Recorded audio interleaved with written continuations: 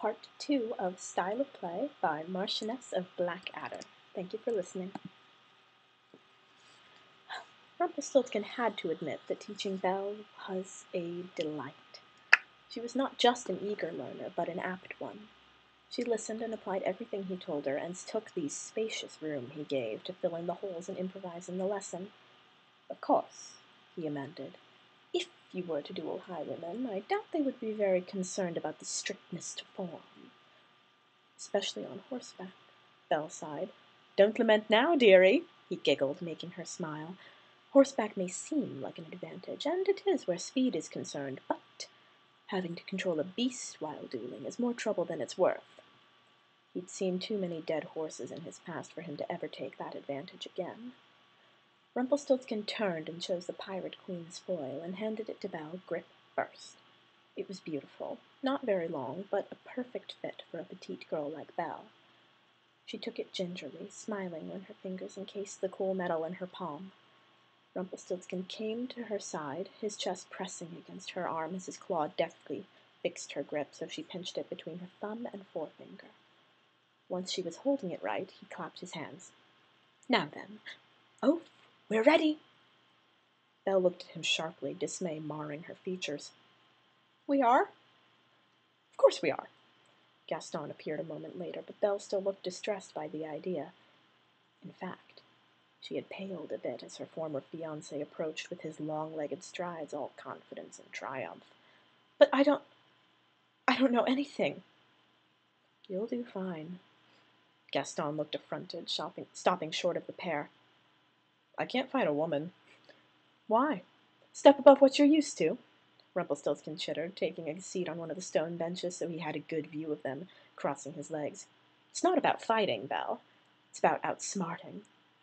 This one shouldn't be that hard, the Dark One said with a roll of his eyes at the prince, who did a double-take and sent a glare at the lord of the estate. Now go! Go! Gaston frowned, unhappy, but advanced. He was a prince who took orders, much to his misfortune.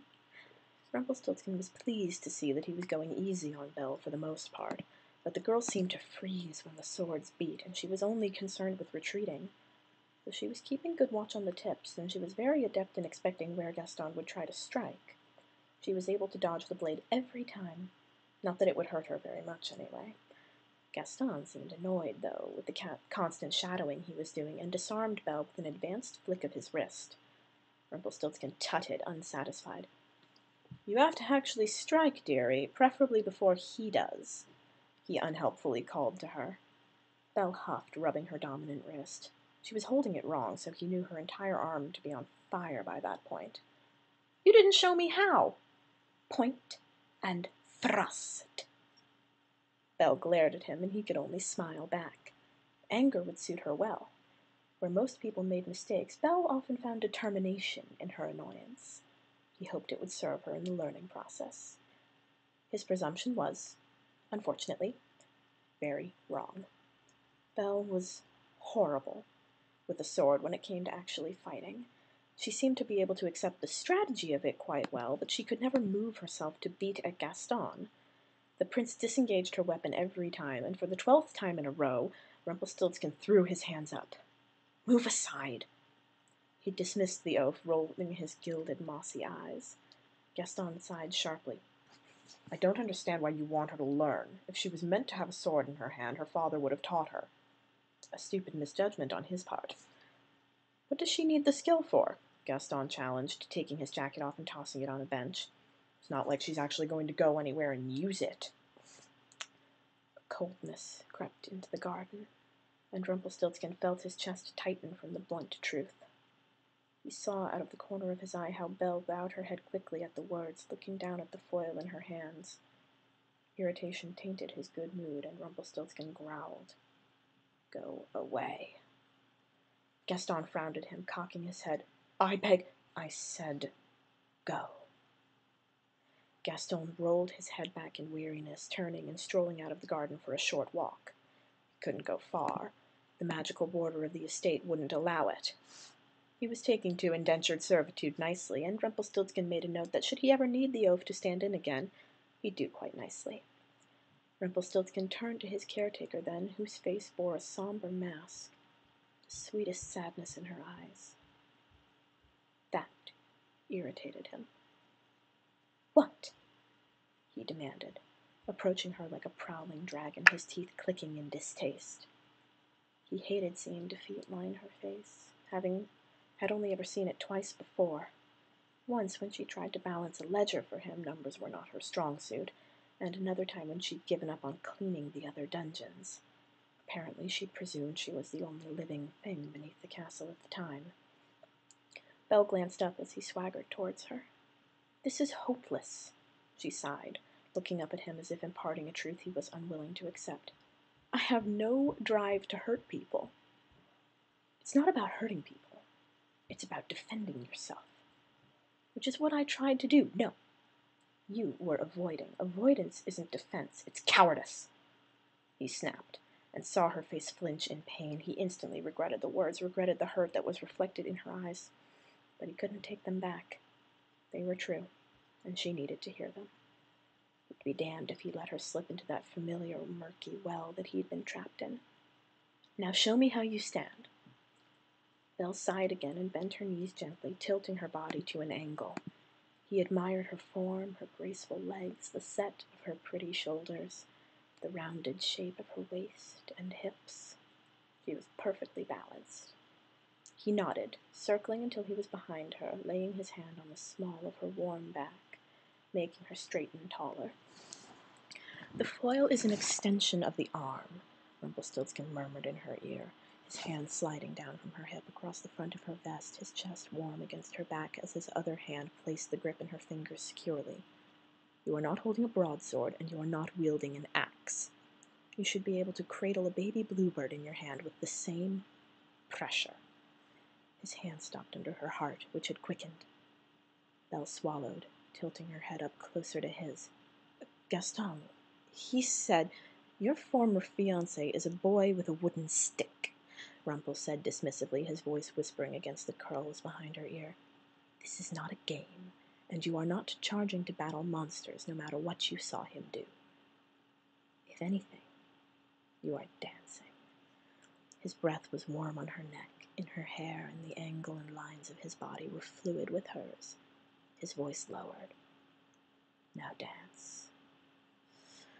Rumpelstiltskin's claw covered her petite hand and their elbows aligned. She responded to his movements, extending her arm as she advanced, the weapon moving, sliding smoothly through the sunlight. He brought her other arm up behind her, resting out of the way, a soft breeze of her perfume as her wrist came up almost to his mouth, close enough to put his lips to the delicate, almost translucent skin. Passion rose in verbena leaf. He thought at the scent. Mouth-watering. In the back of his mind, the dark one growled appreciatively. Rumpelstiltskin showed her the wrinkles in her otherwise smooth delivery. It frustrated him. She was very good at it. She kept in mind everything he'd told her. After a moment, he pulled away from her warmth, swallowing. "I've an idea," he said, walking to his set of foils and choosing one. "You'll duel with me." "With you?" she asked. Her voice was soft, almost as if she were sleepy. He turned to face her, noticed her cheeks were bright as roses and her eyes were heavy-lidded. Interesting. She'd never quite looked at him that way before. He took the image and steeped it to return and drink it in later in the evening between stories and firelight. "What? Scared?" Rumpelstiltskin sneered, all teeth and giggling, circling her in the garden. He lunged talentedly, thrusting his foil forward surely, but Belle was quick to parry so the flat of the blade grazed her shoulder. He attacked, again and again and again. Each time Belle parried successfully, quick and light on her feet as she retreated, but she never, not once, attempted to strike him. She danced superbly, better than he anticipated, and wasn't clumsy as he'd secretly hoped she'd be. But she wasn't attacking, and that irritated him. Rumpelstiltskin finally reposed, frowning in distaste. Belle was short of breath, but unharmed. Her face was passive, masked, and he narrowed his eyes, searching for the tells he'd become so accustomed to. The wrinkle of her nose, the purse of her lips, a quirk of her brow. thought you preferred magic to combat, Belle panted softly, dabbing her slick forehead with the back of her hand. She then took out the handkerchief he'd given her last night, touching it to her mouth. I do, Rumpelstiltskin answered simply. He'd used a sword in his human years, and he had been quite good. Nothing like her prince, he gauged, who was all brutish strength, but he'd been good at defending himself and tricking his opponents. And then he'd run. It doesn't mean I don't know the way of the sword. Magic is just usually more subtle. I like subtle, too, Belle decided, sitting upon the fountain's edge, letting the cool mist kiss her skin. Most people fail because their minds aren't quick enough. They simply want to defeat and win, Rumpelstiltskin said after a moment, letting her catch her breath. He tilted his head, fluttering his fingers fitfully. But you, what is it you really want? Belle's eyes fluttered, startled for a moment, before shrugging her shoulders, glancing around the garden. He frowned deeply, not breaking his gaze from her, the little girl in blue with sunlight and auburn in her hair. He could tell she was hiding something. She was hardly ever scared. Well, except that one time with the spider, but perhaps it wasn't fear. You know, dearie, you actually have to want to hit the person for this to be effective. But I don't, Belle said honestly, looking up at him. I don't want to hurt anyone. Yes, she had said that earlier, but now it sounded different to his ears. Rumpelstiltskin tapped his foil to the ground thoughtfully, playing over her words in his head. It was a curious thing. Everyone wanted to hurt someone. He'd seen it for himself, the wonder-struck, shiny-eyed boys yearning for battle, and, contrary to popular belief, princesses were usually the ones who wanted it more than anyone else, except the exquisite creature before him. Well, that's just pretty, he said, walking closer to her. She immediately blocked him with the foil, her blue eyes quick to take him in, searching for the challenge she anticipated. He grinned, raising his eyebrows appraisingly. Easy, dearie, he cooed, gently moving the blade aside so he could step closer. So, you're horrible at sword fighting? Belle turned her mouth down thoughtfully. Well, I wouldn't say horrible, Rumpelstiltskin tutted over her quickly. So we must find a talent that suits your particular needs. His caretaker raised her eyebrows, curiosity alighting her eyes. It was the loveliest look she could wear. What do you have in mind? She asked sweetly, crossing her blade with his, the singing steel sending shivers down his spine. Something I think you'll have no problem wielding. They stood at the entrance of the dark castle, watching the sun kiss the mountains as it lowered slowly. She had changed back into her blue dress and looked much more refreshed. Glowing in the evening light, she looked enchanting, her cheeks and eyes holding fireflies. He didn't let himself stare, but he could feel the warmth radiating from her. She burned in the light, relishing in her success. And his. Is he coming? She finally asked, rising up onto her delicate tiptoes to peer into the courtyard. As if at her words, Gaston walked out from the garden, taking a double look at them both. He frowned deeply, charging up the walkway. I scoured the garden for you, he said hotly. I demand to be released, and Belle as well, beast. Belle tilted her chin toward Rumpelstiltskin, whispering, Now? Not yet. The prince stopped beneath them 3 steps below, glaring at Rumpelstiltskin before looking at Belle. We're leaving this place, this ridiculousness, Gaston ordered. Come, Belle. In the corner of his eye, Rumpelstiltskin noted Belle fisting her hands at her sides. He smiled. His darling girl would not be ordered. He'd known it from the beginning, ever since she said it. Was he the only one who listened to her? Not anymore. Now? Belle asked, looking up at him. Rumpelstiltskin nodded. Once. I'm not going, Gaston.